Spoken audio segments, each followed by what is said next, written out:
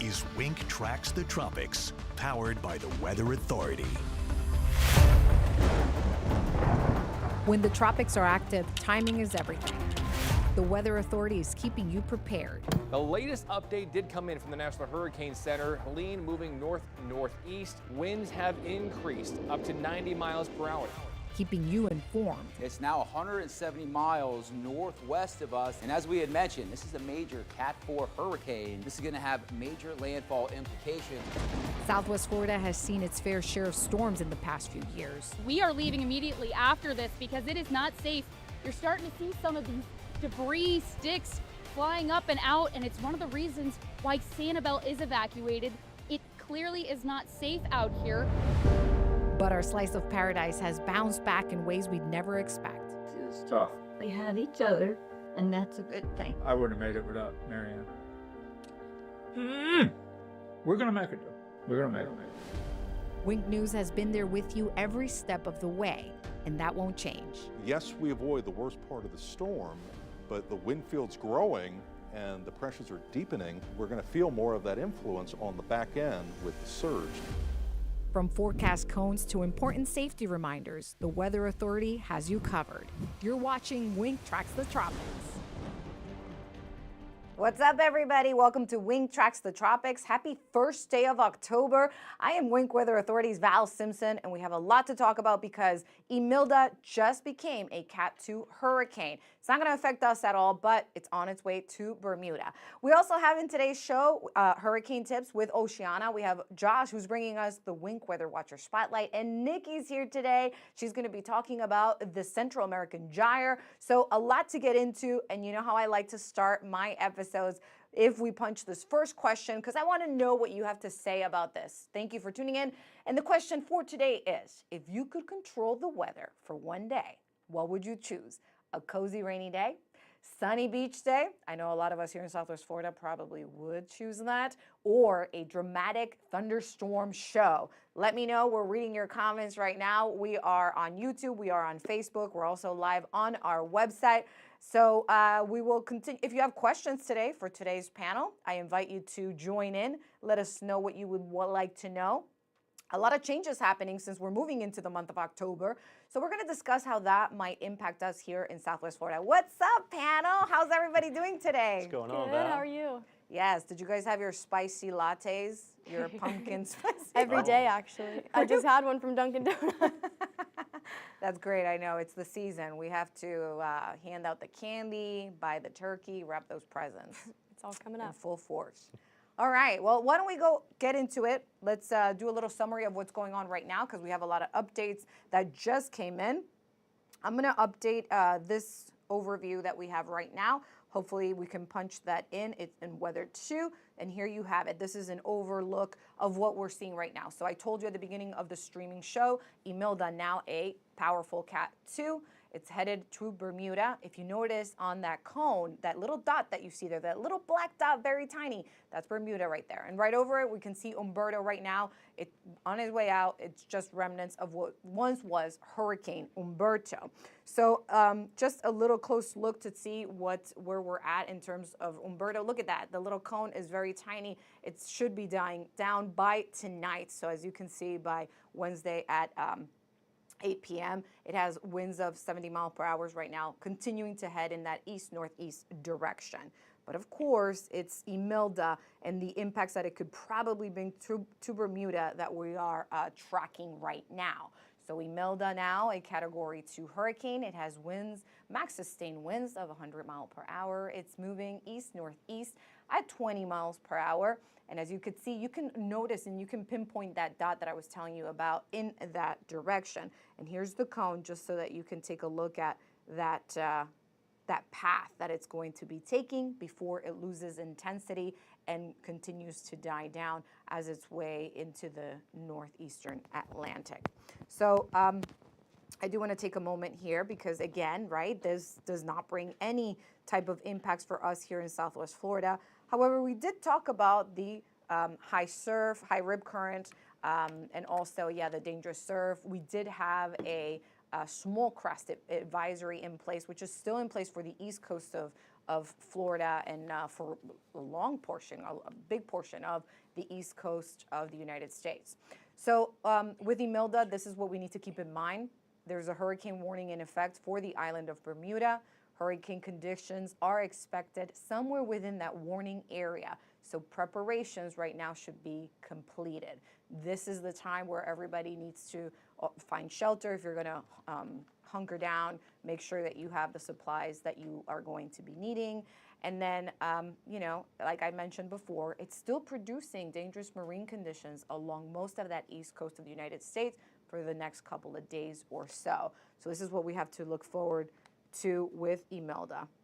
We've been tracking Imelda and Umberto for over a week, I should say, and we pretty much touched on everything that was expected.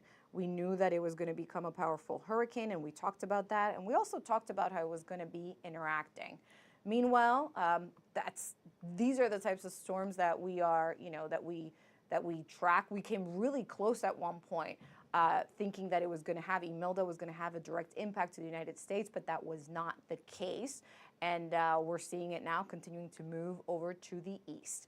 Now, let's take an overlook in terms of where we're at. It's the beginning of October. We are on the other side of the mountain. We've passed that peak of hurricane season. We still have 2 more months to go. I believe that it's 60 days that we have left. So we still have to continue watching what's happening in the tropics.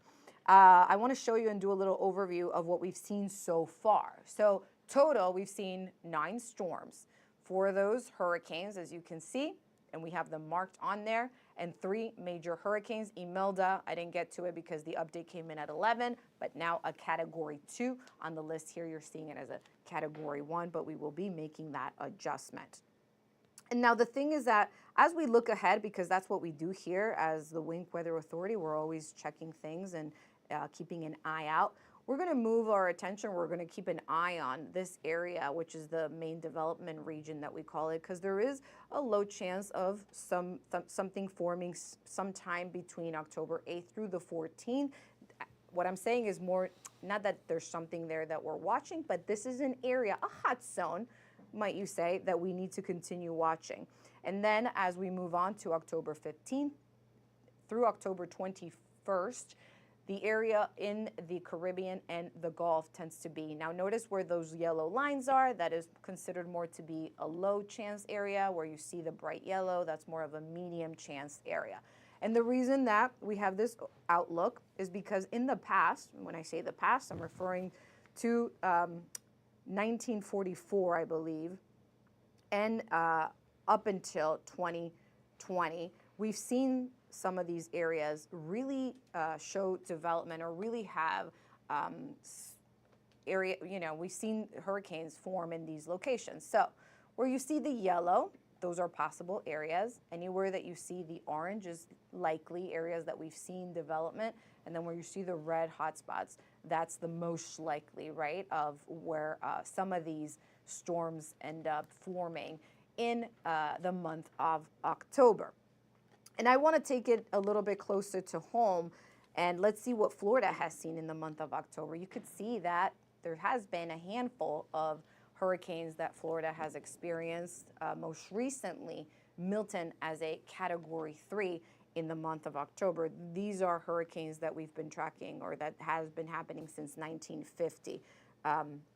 And that is kind of like what we have to look forward to. So basically to say, even though we're headed towards the end of the season, hurricane season yet is not over, we definitely need to continue to keep an eye on things. So I want to bring the panel in, because you guys, let's talk about this and what can we expect in terms of October, and kind of like, I want to compare it in terms of how does October stack up compared to peak season, for instance. What do you guys think in your experience? Yeah, absolutely. So I think one of the big questions is always, why do these storms decide that they want to, kind of be born a little bit closer to home in the month of October versus, let's say, August and September in the peak season? A big reason why is definitely ocean temperatures, right? Because eventually, as you make your way a little bit deeper into fall, the waters out in the open Atlantic will start to cool down a little bit, and we know that those hurricanes and tropical systems, they kind of feed off of warm water. Now, the Caribbean and the Gulf, that stays a little bit warmer, longer compared to the Atlantic. That's why you typically see a little bit more activity there. You also typically will see a little bit less of that wind shear that they have to deal with later on in the hurricane season around the Caribbean and the Gulf as well. So that promotes a little bit more of that activity as well. So that kind of shows you the typical path that a lot of these systems do take. And that doesn't mean that we're going to get one in the month of October. It's just typically where most of them start to develop. So we'll hope to continue this trend of not seeing much activity closer to home in the Caribbean and Gulf, but it absolutely is something to keep in mind of. And you did show that Central American gyre. It's just kind of like the automobile that spins up those areas of low pressure, which then take advantage of the warm water. And then in turn, you typically will see a path like that. Guys, do you think that systems are harder to forecast or easier during this time or this, as we get closer to the end of hurricane season? Does it matter? I don't think that it really matters. I mean, we have to keep our head on a swivel at all times in hurricane season, and October is actually the third busiest month out of the 6 months that is hurricane season. So it is pretty important to continue to watch. I know Josh kind of hit the nail on the head with exactly why we keep an eye on October. As you know, the warm sea surface temperatures, we've got a little less wind shear, we've got that west to east flow. So it's of course something we're going to keep an eye on, but I wouldn't say too much changes in terms of forecasting. All right, guys, I want to take a little break here because, as you know, we are an interactive platform. We do get comments and questions as we move along in this streaming. And I do have some answers coming in from our viewer question of the day. And we have Bobby Warren. He's saying good morning, and he chooses a sunny beach day. Bobby, I'm with you. Anybody else? Beach day versus... I want a big mix. Well, you know what? As a meteorologist, a sunny beach day isn't very exciting. Like, so true. When you're on your off day, it's a great day to have. But as a meteorologist, not super exciting. We love those thunderstorm days where we get to talk about the active weather. We get to see all of those incredible wink weather watcher photos of those lightning shots. So I would definitely choose that thunderstorm day. So the group decision is that when we're off, we want it to be sunny, but when we're working, bring it on. There you go, guys. You heard it here first. And I do have to say that Deb B agrees, you guys. She says dramatic thunderstorms show and lightning can be mesmerizing. Especially at night. I mean, come on. It doesn't get better than that. Falling asleep to some rain on the roof. That's my favorite. I know. It's cozy. Yeah, I love it. It sounds like a nice, cozy adventure there. So guys, we're still reading your comments. Let us know, what do you prefer? And we're going to continue on with our conversation because I do want to touch up on this. Do patterns change? Does that affect? Does it have something to do with it? If we're in La Nina or El Nino, do we tend to see more active storms in October? What do you guys think? Well, you know what? We're still in that ENSO neutral phase, but we could see it drop closer to La Nina, which would typically mean a more active season. But I mean, we have all the factors in place for a more active season, meaning those warm sea surface temperatures, as we've been talking about. I mean, this is something that we have been speaking about since the beginning of the hurricane season with the NOAA forecast, the CSU forecast. But one thing I think I do want to point out about the month of October. Yes, we begin to see that activity dwindle ever so slightly, meaning in August, we typically have 4 named storms. September, we see 3. And on average, we see about 2 named storms in October. But those storms are more so ones that have the potential to impact us here on the West Coast, meaning those Atlantic storms, they're not always our storms, but those storms that develop out in the Gulf, those have a higher tendency of heading our way. So that's why I think this time of the year is extra important for us here in Southwest Florida to be vigilant, to be keeping an eye on the tropics, because this is when we have, I guess you would say, the higher likelihood of direct impacts. That makes sense. So basically what you're trying to say is that something that might form in that area, even if it's 1 or 2 storms, we could see less storms, but because they get kind of trapped in the Gulf, right? And then their way out is either, it's going to have to be somewhere along those lines. It's going to have to be, I mean, we usually see that where it's Mexico, it could be Florida, it could be Louisiana. We tend to see that happening. a lot. Anything that you guys can piggyback on that, or the fact that, you know, does the steering, or is it because of where it's at? Is it in fact that it gets locked in because of the Gulf? Yeah, you know, I mean, there's a lot more land, right? Look Right. at the Atlantic Ocean. It's huge. There's not a lot of land out there, so typically we love when those make a sharp turn towards the east and the north, like we saw several times this year. You've got Bermuda out there, which kind of dodged a few of them, and unfortunately is going to get hit by Imelda later on today. But when you get these systems that form in the Caribbean, I mean, you've got islands everywhere. You've got Mexico to the south and to the west. Then you get up into the Gulf, and it's surrounded by land on 3 sides. And again, the Gulf is kind of like a bathtub, not only because of the warm waters, just because the water has nowhere to go. So we could get a storm that doesn't directly make landfall in Southwest Florida. But if we end up on the east side of that thing, you're on the dirty side of the storm, number one. So you're dealing with the rain bands, you're dealing with surge, and you're also dealing with a little bit of a tornado threat as well. So that's why we get a little bit more concerned later on in the season when it becomes more likely that we see those homegrown systems. The thing with the October storms as well, especially the tropical waves that come off of Africa, they are much less likely to reach land just because once we get to October, we've got more upper level troughs. That's what we're going to be seeing in the next few weeks, where we are likely to see some more tropical waves come off the coast of Africa, but we've got troughs that are going to try to tear them apart, and fronts. This is the time where we are in fall now. We are transitioning into a colder season, going to see some more fronts, and those really help steer a lot of those tropical waves and any storms that develop in the Atlantic more so away from us and into the Atlantic. So that's why those storms in the Gulf as well, like we've been saying, those are the ones that we are always keeping our closest eye on. Yeah. No, good point, good point. So even though we're coming to close to the end, I mean, I'd like to say that, I like to think that we still have to stay vigilant. Very good, you guys. I do want to go ahead and switch gears just a little bit, because I know, Oceana, you brought us a really great tip today. So why don't we go ahead and you take it away. Tell us what you got for us today.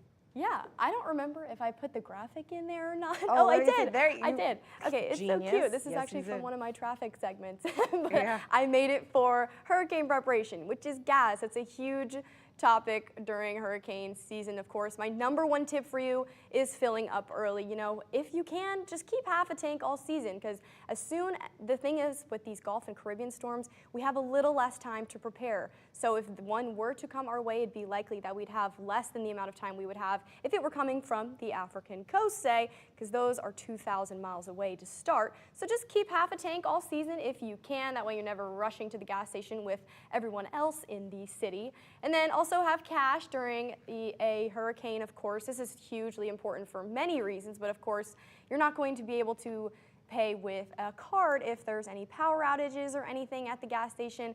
And the last thing I want to mention, use a proper gas can. I don't want to give any ideas, but I have seen some pretty terrible things people have used to fill with gas, like Tell us one. Come on. Yeah. you know, those gallon water jugs. I've seen that. People yeah. love to do stuff like that. Like, that's just going to disintegrate it. That's not a great idea. Use an approved can, and if you're traveling with them, make sure the Department of Transportation approved as well, and you're going to want to keep those away from anything flammable. But it is important to have a gas tank, because you know, you need it to power your generator, you're going to need it to power maybe your car if you can't leave your house. It's important things like that.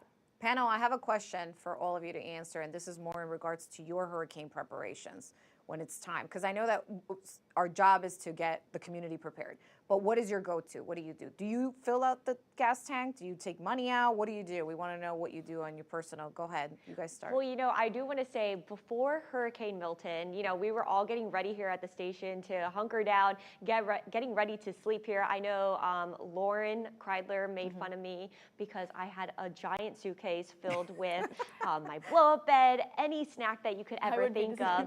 And literally right before the storm was getting ready to, you know, head into our direction, our chief Matt, he said, get out there, go get some gas, because I was like, oh, I completely forgot about that.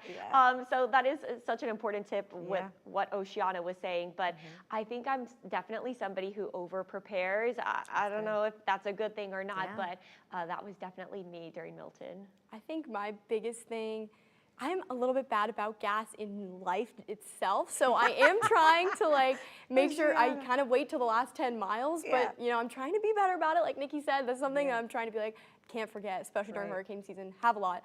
But my number one thing, in all honesty, is batteries and portable chargers. Like my family, we probably had like 10 portable chargers during Irma, and we were all just like powering them up, connecting, like it was crazy. But it's great to have, because you do not want to be without your, in this day and age, yes, you can have radios and stuff, but your phone is such a powerful tool during these storms. Even if you don't have much service, you can still have like so many things on your phone that you kind of need. So batteries too for those flashlights. Those are my two #1 things in my kit. Yeah. Josh? I think water is #1 for me because I drink a lot of water during the day. You do. And I drink a lot of bottled water, unfortunately. More than snacks? Yeah. What's that? More than snacks? More than snacks, yes. More water. I mean, I do love snacks, but yeah, more water than snacks and gas as well. It's funny, last year in Tallahassee when Helene was headed up that way, I had 2 different occasions. People saw me at Publix buying water, and they were like, what are you doing? Yeah. They were getting a little nervous. And they saw me at the gas station, filled up my tank as well, and they were like, what are you not telling us? I'm like, you just got to watch, there's something coming. Yeah. So doing everything early, 100% every time, that's going to be your best bet. Because we've all seen those absolute nightmares at the grocery store and at the gas stations when you've got like 1 day before the storm and it's a complete panic. We don't want to do that. That's why we're here to give you enough heads up to where you can get all that stuff done beforehand. Yeah, very good. Very good advice, you guys. I love hearing that. Mine is flashlights. My kids think it's like we're going camping, so they love it. They're like, yay, we get to flashlights. So yeah, they get excited about that. But that's like my first thing that I look for. Make sure I have batteries and stuff for that. All right, very good. Guys, let's move on to our next segment. We have the Wink Weather Watcher Spotlight. I know, Josh, you have a beautiful picture to share with us. Take it away. I do. I wanted to give the spotlight today to one of our amazing weather watchers, Joellen. This is in Punta Gorda. Now, it's not only a beautiful sunrise from early this morning, but if you're here in Southwest Florida, maybe you noticed there's a little bit extra cloud cover out there this morning. So that's why I showed you this picture, because no, it's not just random. One day it decides to be cloudy in the morning, it's next is not. There's a reason why. There's more moisture, thousands of feet above our heads, that's moving back into Southwest Florida after it was relatively dry up there the past few days. So not only does that moisture bring a little bit extra cloud cover in the morning, it's also going to help bring a little bit more rain on our way. We've got a few showers and storms later on this afternoon into this evening, and even better chances later on this week into the weekend as more of that upper level moisture streams in. So don't be surprised if the next several mornings kind of look like this with a little bit more cloud cover than sunshine out there. Still beautiful. We can't complain. I love it. Yeah. I think more clouds makes the sunset sometimes even more beautiful, or sunrises too. It's like amazing. Yeah, I have to agree. Okay, now we're going to move on because I know that Nikki, you have a Science in 60 Seconds, and it's relevant to what we've been talking about earlier in the streaming show. So I'm going to punch in your graphic here, and I'm going to ask Andrew to punch in weather too, and that way, take it away, Nikki. Yeah, I mean, Josh brought it up earlier, the Central American gyre, and so that's something that we focus on around this time of the year. So it is prevalent from May to November, which is the rainy season for Central America, with it ramping up a bit May and June, and then October and November. But our concern is October and November, and I'm going to tell you why in just a second. So what happens is easterly winds, they begin to slow down over Central America, and that creates basically a broad area of circulation embedded with a whole lot of moisture. And within that circulation, you could have these little areas of energy that could create little bits of spin, and that spin could develop into a tropical system. So this is where we tend to see those Gulf and Caribbean storms originate. And again, remember, October and November is when it is really prevalent. So that's why, one of the reasons why the focus begins to shift more so towards the Gulf and the Caribbean for that tropical development. Now, the Central American gyre, sometimes I will say models can overestimate those areas of low pressure spinning off of the gyre. So sometimes if you try to look at those long-range models, you will see the American model most of the time trying to spin something out of this area. So that's something to watch out for, because I know a lot of people maybe try to look at those long-range models and then they freak out when they do see the potential for some tropical development. But I just want to say it is something that we do keep an eye on closely. And once we see that model consistency, that's when we start to talk about a potential system. And of course, the National Hurricane Center will start to highlight an area. Very good.